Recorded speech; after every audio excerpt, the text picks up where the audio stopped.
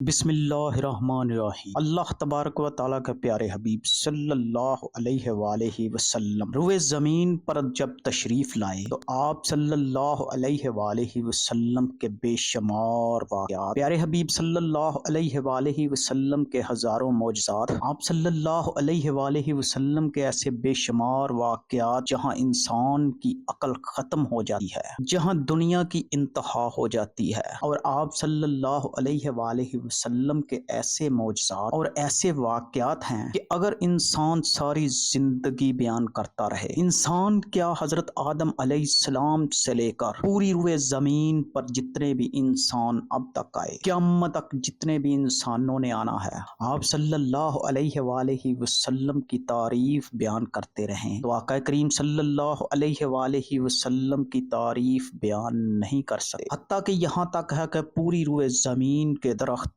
کی قلم بنا دی جائے، پوری روئے زمین کے پہاڑ ریزہ ریزہ کر کے سیاہی بنا دی جائے، اور اس سیاہی میں پورے روئے زمین کا پانی ڈال دیا جائے تو اللہ تبارک و تعالیٰ کے فرشتے ہزاروں سال تک نبی آخر الزماں حضرت محمد صلی اللہ علیہ وآلہ وسلم کے واقعات لکھتے رہیں، آپ کے معجزات لکھتے رہیں، آپ کی تعریف بیان کرتے رہیں تو پوری روئے زمین کے انسان، فرشتے، چرند پرند، درخت، سمندر، ہوا، پانی، ہر چیز ختم ہو جائے گی، لیکن آقا کریم صلی اللہ علیہ وآلہ وسلم کی تعریف ختم نہیں ہوگی۔ آپ کی حقیقت کیا ہے کوئی نہیں جانتا، آقا کریم صلی اللہ علیہ وآلہ وسلم کی حقیقت صرف اور صرف خدا جانتا ہے۔ آپ کے درجات، آپ کی بلندیاں اللہ پاک اور آپ کے حبیب صلی اللہ علیہ وآلہ وسلم ہی جانتے ہیں۔ پیارے دوستو، آئیے آج ہم آپ کو اپنی ویڈیو میں نبی کریم صلی اللہ علیہ وآلہ وسلم کے ایک ایسے واقعہ کا ذکر کرے ہیں کہ اس میں ایک پادری آپ صلی اللہ علیہ وآلہ وسلم کی تعریف بیان کرتا ہے۔ پیارے دوستو، ایک روز حضرت عبد المطلب خانہ کعبہ میں حجر اسود کے پاس بیٹھے ہوئے تھے، ان کے پاس نجران کے عیسائی آ گئے، ان میں سے ایک پادری بھی تھا۔ پادری نے حضرت عبد المطلب سے کہا، ہماری کتابوں میں ایک ایسے نبی کی علامتیں لکھی ہوئی ہیں جو حضرت اسماعیل علیہ السلام کی اولاد میں سے ہوگا، یہ شہر اس کی جائے پیدائش ہے، اس کی یہ نشانیاں ہوں گی۔ ابھی وہ یہ بات کر ہی رہا تھا کہ کوئی شخص آپ صلی اللہ علیہ وآلہ وسلم کو لے کر وہاں آ گیا۔ اچانک پادری کی نظر جیسے ہی آپ صلی اللہ علیہ وآلہ وسلم پر پڑی، وہ چونک کر بولا،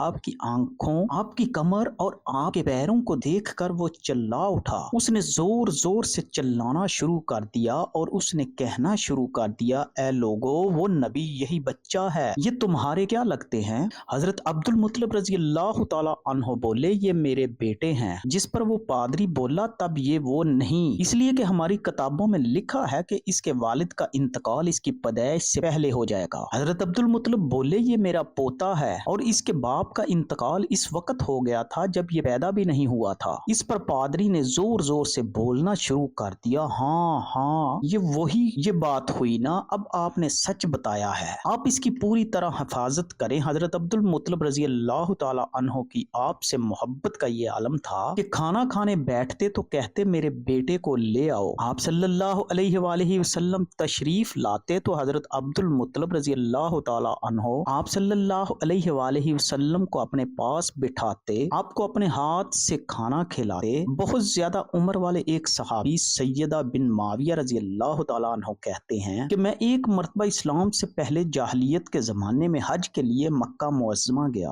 وہاں بیت اللہ کا طواف کر رہا تھا، میں نے ایک ایسے شخص کو دیکھا جو بہت بوڑھا اور بہت لمبے قد کا تھا، وہ بھی بیت اللہ کا طواف کر رہا تھا اور یہ پکار رہا تھا، اے میرے پروردگار، میری سواری کو محمد صلی اللہ علیہ وآلہ وسلم کی طرف موڑ دے اور اسے میرا دوست و بازو بنا دے۔ میں نے اس بوڑھے کو جب یہ شعر پڑھتے سنا تو لوگوں سے پوچھا، یہ شخص کون ہے؟ میرے پوچھنے پر لوگوں نے بتایا کہ عبد المطلب بن ہاشم ہیں، انہوں نے اپنے پوتے کو اپنے ایک اونٹ کی تلاش میں بھیجا ہے، وہ اونٹ گم ہو گیا ہے اور وہ پوتا ایسا ہے، جب بھی کسی گمشدہ چیز کی تلاش میں اسے بھیجا جاتا ہے تو وہ چیز لے کر ہی آتا ہے۔ پوتے سے پہلے یہ اپنے بیٹوں کو اس اونٹ کی تلاش میں بھیج چکے ہیں، لیکن وہ ناکام لوٹ آئے ہیں۔ اب چونکہ پوتے کو گئے ہوئے دیر ہو گئی ہے، اس لیے پریشان ہیں اور دعا مانگ رہے ہیں۔ تھوڑی ہی دیر گزری ہوگی کہ میں نے دیکھا کہ آپ صلی اللہ علیہ وآلہ وسلم اونٹ کو لیے تشریف لا رہے ہیں۔ حضرت عبد المطلب رضی اللہ تعالیٰ عنہ نے آپ کو دیکھ کر کہا میرے بیٹے میں تمہارے لیے اس قدر پریشان تھا کہ شاید اس کا اثر کبھی میرے دل سے نہ جاتا۔ پیارے دوستو، حضرت عبد المطلب کی بیوی کا نام رقیہ بنت ابو سید تھا۔ وہ کہتی ہیں قریش کئی سال سے سخت قحط میں مبتلا تھا،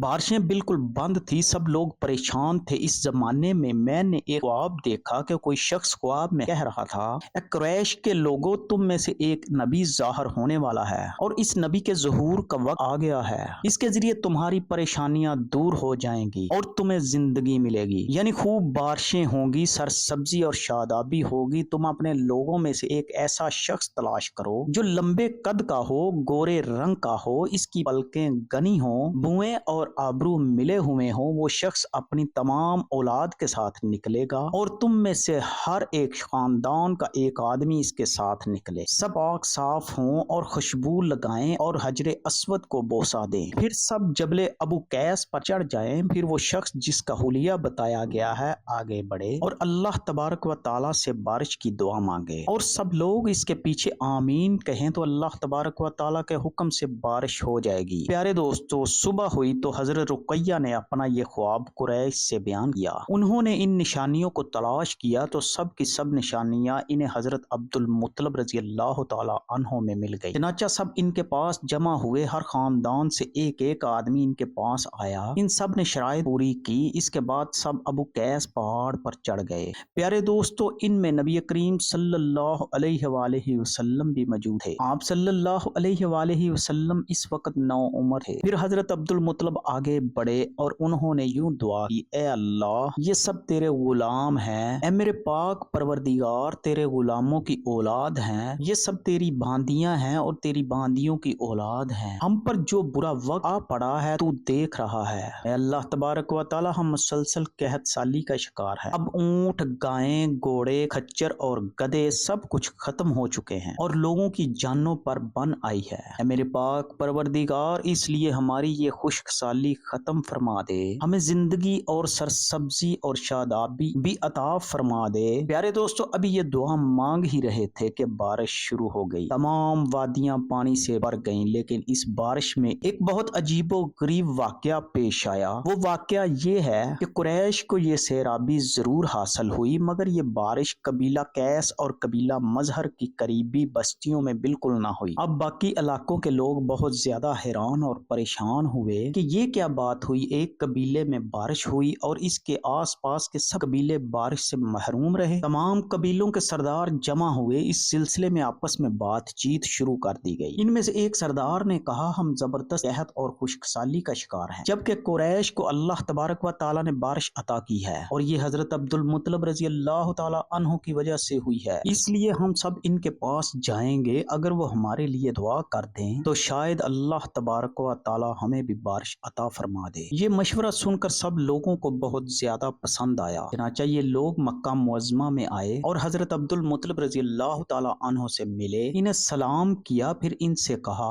اے عبد المطلب، ہم کئی سال سے خشک سالی کا شکار ہیں، ہمیں آپ کی برکت کے بارے میں علم ہوا ہے، اس لیے مہربانی فرما کر آپ اللہ تبارک و تعالی سے ہمارے لیے دعا فرمائیں کہ اللہ تبارک و تعالی آپ کی دعا سے قریش کو بارش عطا کی ہے۔ ان کی بات سن کر حضرت عبد المطلب نے کہا، اچھی بات ہے، میں کل میدان عرفات میں آپ لوگوں کے لیے دعا کروں گا۔ ناظرین گرامی، دوسرے دن صبح سویرے حضرت عبد المطلب میدان عرفات کی طرف روانہ ہو گئے۔ ان کے ساتھ دوسرے لوگوں کے علاوہ ان کے بیٹے اور اللہ کے پیارے حبیب صلی اللہ علیہ وآلہ وسلم بھی تھے۔ جب عرفات کے میدان میں حضرت عبد المطلب کے لیے ایک کرسی بچھائی گئی، وہ اس پر بیٹھ گئے۔ پیارے آقا صلی اللہ علیہ وآلہ وسلم کو انہوں نے گود میں بٹھا لیا، پھر انہوں نے ہاتھ اٹھا کر یوں دعا کی، اے میرے پاک پروردگار، چمکنے والی بجلی کے پروردگار اور کڑکنے والی گرج کے مالک، اے ہم سب کے پالنے والے اور ہم سب کی مشکلات کو آسان کرنے والے، یہ قبیلہ قیس اور قبیلہ مظہر کے لوگ ہیں، یہ بہت زیادہ پریشان ہیں، ان کی کمریں جھک گئی ہیں، یہ تجھ سے اپنی لاچاری اور بے کسی کی فریاد کرتے ہیں اور جان و مال کی بربادی کی شکایت کرتے ہیں، پس اے میرے پاک پروردگار،